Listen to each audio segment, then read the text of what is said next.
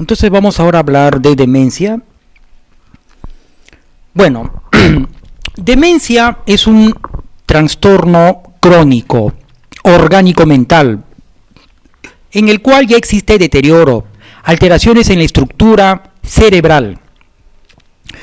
Pero que hay que dejar muy claro es que la definición actual de demencia pasa necesariamente porque va a haber alteraciones de funciones corticales superiores, pensamiento, orientación, comprensión, cálculo, capacidad de aprendizaje, lenguaje y juicio, pero debido principalmente a la alteración de la memoria. Allí es donde comienza la demencia, en alteraciones de memoria. Correcto. Y a partir de la memoria, cuando esta función mental superior se va alterando, entonces ya van apareciendo las otras complicaciones acá especificadas.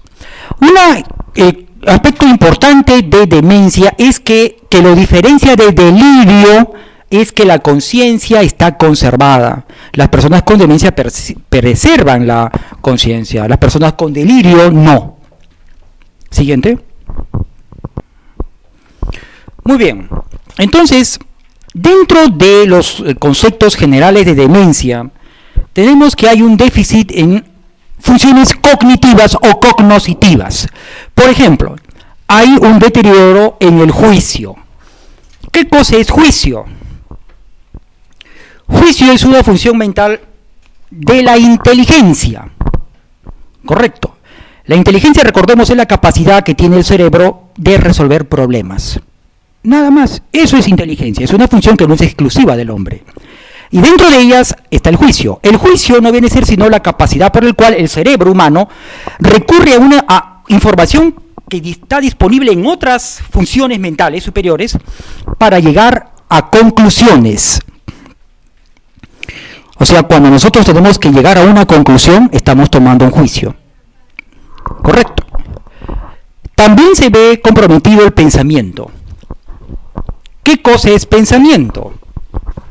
Es una función mental muy importante. Pensamiento es la capacidad del cerebro de elaborar ideas. Correcto. Esa vocecita interna que tenemos nosotros que nos habla, que a veces, ¿no? ¿Celebro, me quedo en mi casa a estudiar o celebro Halloween, ¿no? Entonces, esa vocecita, ese es el pensamiento. La manera de estudiar el pensamiento es a través del lenguaje. Nosotros hablamos del modo como pensamos. Y decimos las cosas del modo como pensamos. Correcto. También está comprometido la conciencia del entorno. En la demencia existe una pérdida de la conciencia del entorno, o sea, de la circunstancia. Gracias. ¿Ya? También existe un deterioro del control emocional.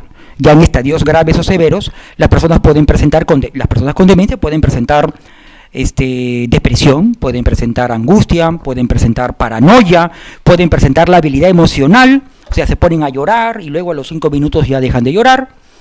Puede haber desmotivación, puede haber cambios en el comportamiento social, se vuelven irritables, se vuelven apáticos, se retraen, ya no quieren salir, las cosas que antes hacían con energía y motivación lo pierden, o sea, hay compromiso también de la voluntad. Característicamente estos síntomas deben de durar por lo menos 6 meses. 6 meses para que se considere demencia. Muy bien. Entonces, las demencias pueden ser, bueno, hay una clasificación etiológica, ¿no? Las llamadas demencias degenerativas primarias, a la cabeza la demencia de Alzheimer. La demencia de Alzheimer constituye entre el 70 y 75% de todas las demencias. Es la demencia pues más frecuente. Después lo sigue las demencias vasculares, pero acá están, bueno, no están. Tenemos las demencias frontotemporales que ocupan el tercer lugar, las demencias por la enfermedad de Parkinson, de eso se murió Belaunde, ¿no? La parálisis supranuclear progresiva, muy poco frecuente, las demencias por cuerpos de Lewy, las demencias de Pick, la enfermedad de Huntington también lleva a estadios degenerativos y a demencia, y las atrofias cerebelosas, menos frecuentes. Las demencias vasculares es el otro gran grupo, ¿no? Son aquellas demencias, pero que se produce no por factores genéticos como estas, sino estas son demencias secundarias por procesos vasculares, isquémicos, hemorrágicos, ¿no? En fin, pueden ser demencias multiinfarto, demencias corticales, cuando los infartos o infartos solamente ha tomado la corteza, esto es, hay predominio de síntomas corticales, ¿no? La córtico-subcortical es cuando ya existen síntomas de deterioro cortical, pero también subcorticales, o sea, cambios en el comportamiento y en las funciones mentales superiores. La enfermedad de Binswanger es una enfermedad en la cual se produce una especie de arteriosclerosis de las arteriolas secundarias. Entonces, estas arteriolas se van esclerosando y cada vez va llegando menos perfusión o menos sangre a ciertos núcleos vitales del cuerpo, ¿no? Del cerebro, en este caso a los núcleos, a los ganglios basales. Por eso, en la enfermedad de Binswanger hay un componente motor. La persona comienza a hacer síntomas Parkinson-like, llamados, puede haber apatía, deterioro grave de la memoria, cambios en la conducta, etc. Las demencias lacunares son generalmente debido a espasmos de las arteriolas o capilares, ¿no? Se producen unos bruscos espasmos que producen de repente por ahí un pequeño edema vasogénico, pero que luego es transitorio, ¿no? Que a duras penas, en menos de 24 horas, remite. Y las vasculitis, ¿no? Pueden haber enfermedades inflamatorias o infecciosas que pueden llevar pues a estos procesos vasculares, ¿no? Entonces, las demencias pueden ser secundarias, si son, por ejemplo, de etiología infecciosa.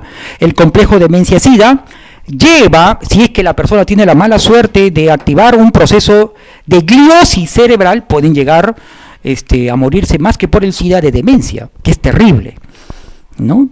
Pero para que la persona infectada de este virus, del VIH, llegue al complejo demencia-sida, ha tenido que pasar por otras etapas previas. La etapa previa generalmente es un complejo motor sensitivo. Por ejemplo, hay una etapa previa, puede desarrollar el llamado complejo motor. Puede también presentar el llamado complejo sensitivo. O sea, hacen deterioro de síntomas sensitivos. También hay el complejo mixto motor sensitivo, o sea, hacen ya deterioro motor y deterioro o alteraciones en la sensibilidad.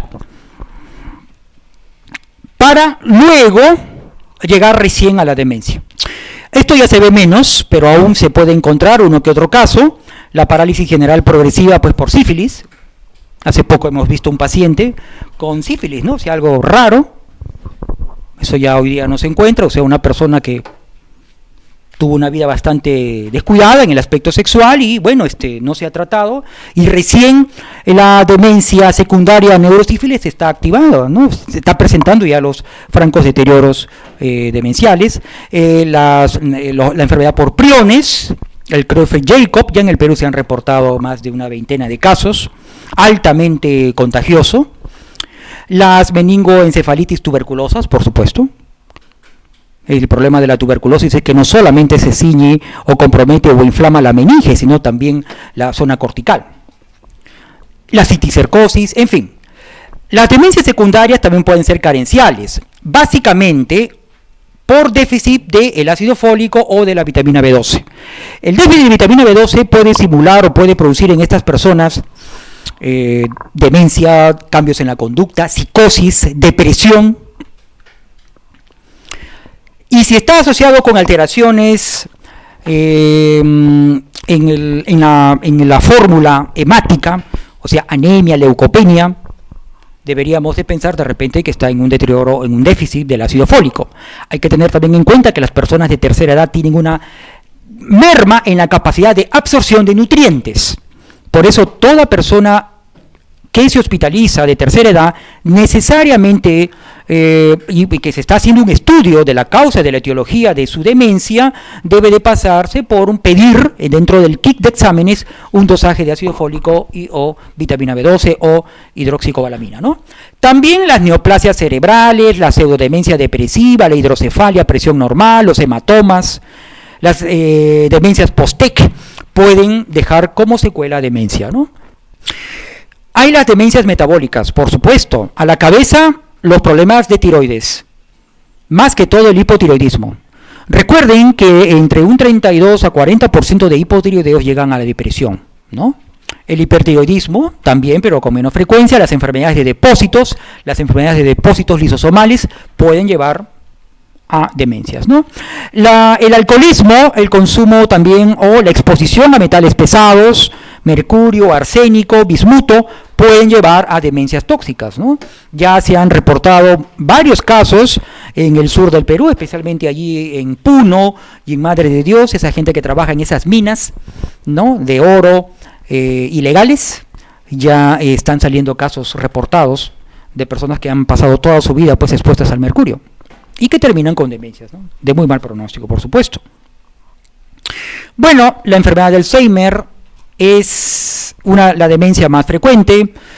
Clásicamente, la demencia de Alzheimer tiene un inicio insidioso, de desarrollo lento, es progresivo. La familia se da cuenta cómo el curso, cómo la memoria del viejito, de esta persona va yendo así en declive, en mayor o menor velocidad, ¿no?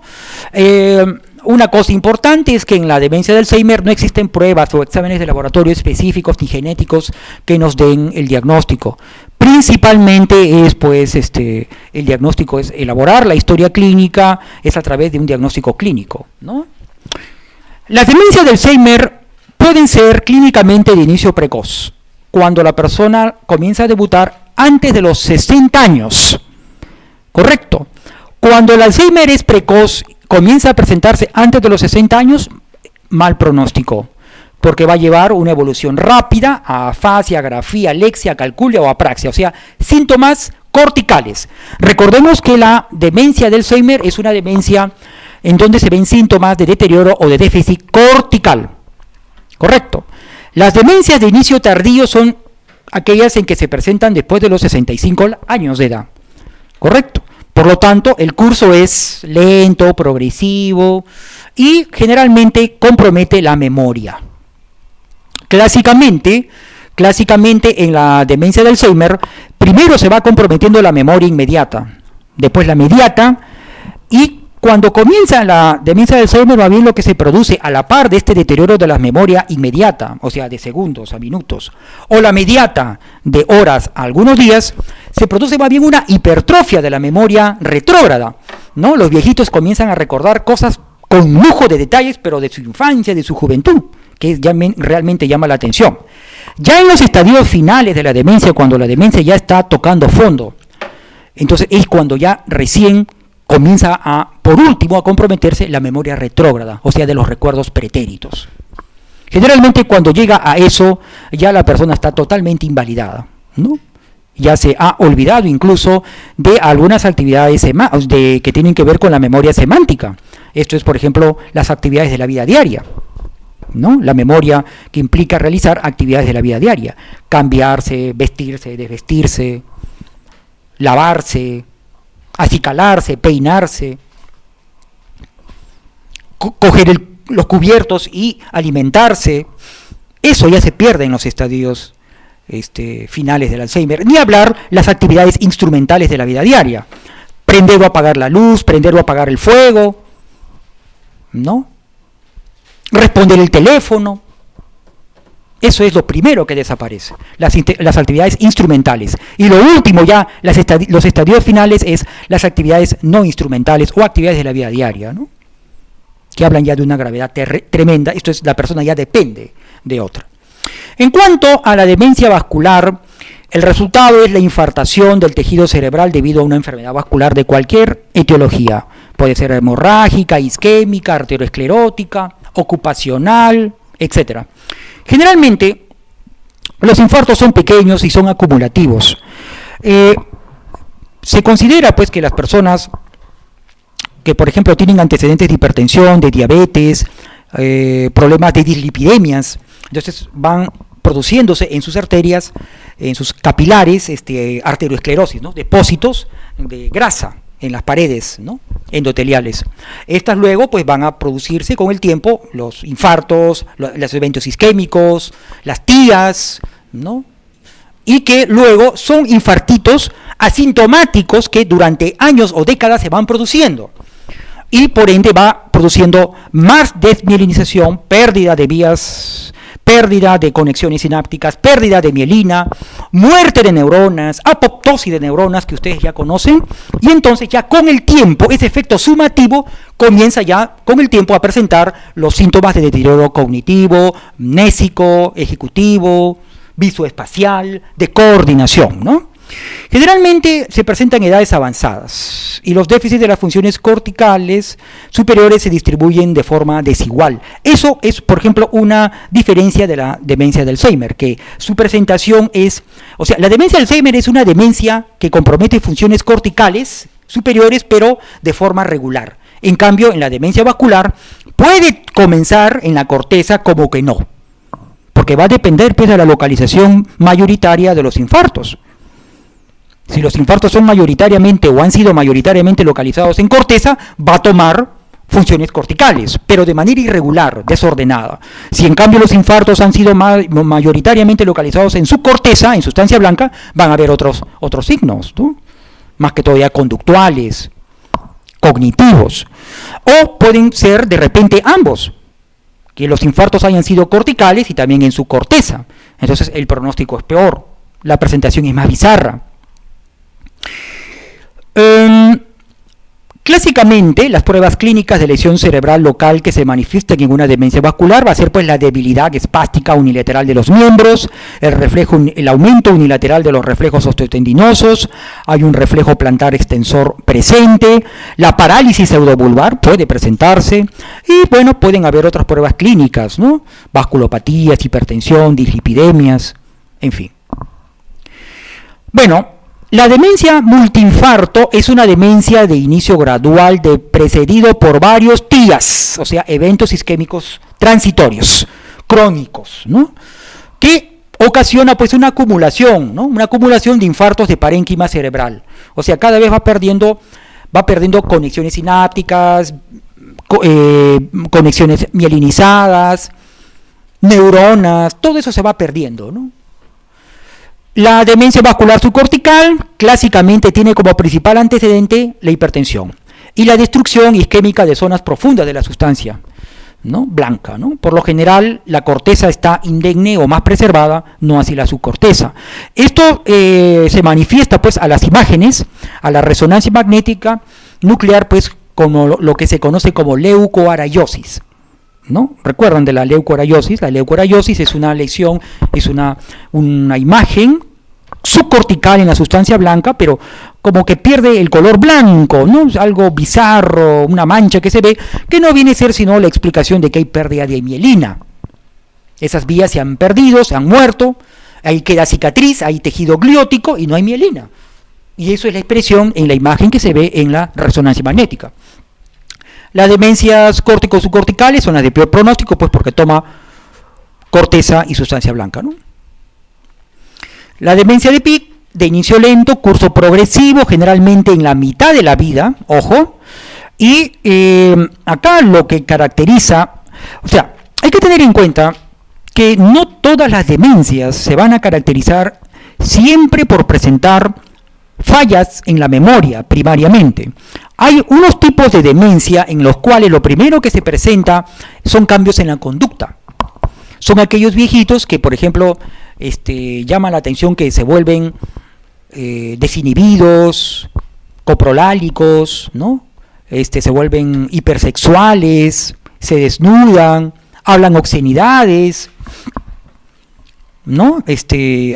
Son coprolálicos.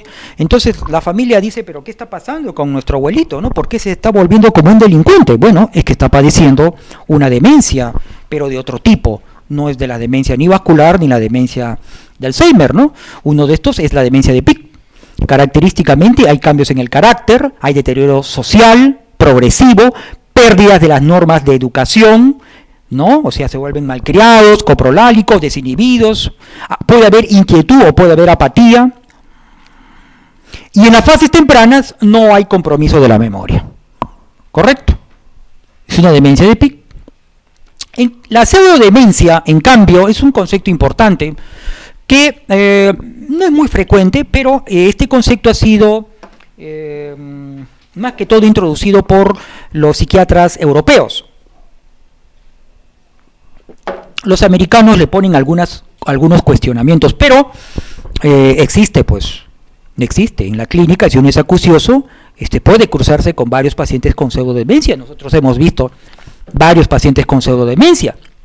La pseudodemencia generalmente se presenta en la edad media de la vida, caracterizado por apatía, desgano, síntomas depresivos, por eso viene el paciente por depresión, pero a la vez por ciertos deterioros cognitivos, principalmente de memoria. Correcto. Lo llamativo de la pseudodemencia es que clínicamente hay una muy buena respuesta clínica del deterioro cognitivo y de la depresión cuando se trata con un antidepresivo. O sea, lo lógico es que una persona con depresión mejore de la depresión, pero no necesariamente de sus problemas cognitivos. Pero en esta pseudodemencia mejora del deterioro cognitivo más que de la depresión usando un antidepresivo. Clásicamente un IRS, un inhibidor selectivo de recaptación de serotonina. Y es llamativo, ¿no? O sea, ¿cómo puede ser que una demencia se cure con un antidepresivo? Entonces la pregunta surge, ¿será una demencia o no es una demencia? Bueno, hay detractores. Lo cierto es que se sabe que la pseudodemencia vendría a ser un pródromo de demencia. El 60% de estas personas antecede en un periodo entre 3 a 10 años hacia demencia de Alzheimer. Varios de los pacientes, mayormente mujeres, esto afecta más a mujeres, mujeres que hemos atendido por pseudodemencia, un gran número ya están con síntomas ya de demencia de Alzheimer franca y manifiesta. O sea, parece ser que la pseudodemencia sería un pródromo. ¿Ya? Los americanos no lo toman muy en cuenta esto, pero los europeos sí. Y es importante porque en la clínica se ve. No todo lo que digan los americanos y la Asociación Psiquiátrica Americana ya puede ser la panacea, ¿no? Tienen también sus errores, ¿no? Habrán cosas que ellos todavía no se dan cuenta. Uno de estos es esto. Uno de estos es este concepto muy importante de la pseudodemencia. El delirium es un síndrome cerebral orgánico, hemos dicho, caracterizado principalmente por una alteración de la conciencia. También hay alteración de la atención, percepción, del pensamiento, de la memoria, del comportamiento psicomotor. Pueden tornarse agitados o pueden tornarse apáticos. De las emociones se vuelven irritables, paranoides, coprolálicos y alteraciones del sueño, del ciclo sueño-vigilia. O sea, pueden estar despiertos todo el día y noche. Hay un deterioro de la memoria evidente, pueden haber falsos reconocimientos, pueden haber confabulación, que ya ustedes saben. Lo que es falso reconocimiento es cuando la persona llama a otra persona, pero por otro nombre, ¿no? Vienen pues las hijas trayendo los hijos o las hijas a sus viejitas o a sus viejitos preocupados, doctor, mi mamá o mi papá ya me llama por otro nombre, me llama por su hermano o por su papá, por nuestro abuelito cuando ya están muertos. Se confunde, me llama por otro nombre. Eso se llama falso reconocimiento, ¿no? Es también otro deterioro de la memoria. Hay desorientación en tiempo, espacio, persona y en circunstancias. Hay cambios rápidos e impredecibles de hiper o hipoactividad. Esto es, se cree que solo el delirium puede ser agitante, esas personas que nosotros vemos en las emergencias, aquellos viejitos que han sido operados, que ya están en la sala de recuperación, o aquellos viejitos que están sépticos en las emergencias y están agitados y en la madrugada pues no dejan dormir, abran lisuras, nos llaman a los psiquiatras, no calmen porque queremos dormir. Estos pues son los casos de delirio. Pero esos son los viejitos o esas personas que están presentando un delirium agitante o hiperactivo, pero también hay el delirio todo lo contrario, o sea, el delirium hipoactivo. La persona está apática, ¿no? En un estado de estupor. Generalmente, el delirio, doctores, se presenta cuando existe una causa médica, orgánica o metabólica. Correcto. Por ejemplo, una persona que está en estado séptico, en una sepsis, una persona que ha sido operada, una persona de tercera edad que ha sido operada de cadera, y a las 48 horas de operada hace una agitación, no saben qué hacer, quiere escaparse, quiere salirse, quiere irse de la cama, del servicio, ¿no? ¿Cuántas veces hemos visto y vamos a ver en nuestra especialidad ese tipo de pacientes, ¿no? El típico delirio, ¿no? Hay una acentuación de reacciones, o sea, son personas explosivas, puede haber insomnio. La mayor lo que mayormente se ve es insomnio. Puede haber somnolencia o inversión del sueño, o sea, están durmiendo de día y están despiertos de noche. Hay un empeoramiento nocturno de los síntomas, ¿sí? ¿Por qué hay un empeoramiento nocturno de los síntomas? ¿Por qué las emergencias son tan tranquilas de día y por qué las emergencias son tan intranquilas de noche? ¿Por qué los viejitos están gritando de noche y no deja dormir a nadie, a ningún enfermero, médico, residente? Bueno, pues por delirio, por el delirio. ¿Qué sucede? Generalmente se sabe que estas personas ya tienen un deterioro prefrontal. Y recordemos que durante el atardecer aumenta, ya lo hemos dicho, el cortisol, o sea, ese corticoide endógeno que se produce en la corteza suprarrenal. El cortisol, conforme va aumentando por la tarde, va excitando el sistema límbico, pero como el freno al sistema límbico, que es de la agitación, de la agresividad, ¿no?, de la impulsividad, tiene su stop, su control en la corteza prefrontal, la cual ya se encuentra dañada, entonces va a predominar las conductas, los impulsos, la impulsividad, la agresividad, la agitación del sistema límbico. Y por eso estas personas, por el influjo del cortisol, se agitan durante la noche. Una vez que amanece, una vez que no nos han dejado dormir, ya todos tranquilos, sí o sí. 6, 7 de la mañana, silencio la emergencia. Pero ya nos ha hecho pasar una mala noche, ¿no? Esto es pues la explicación del delirio.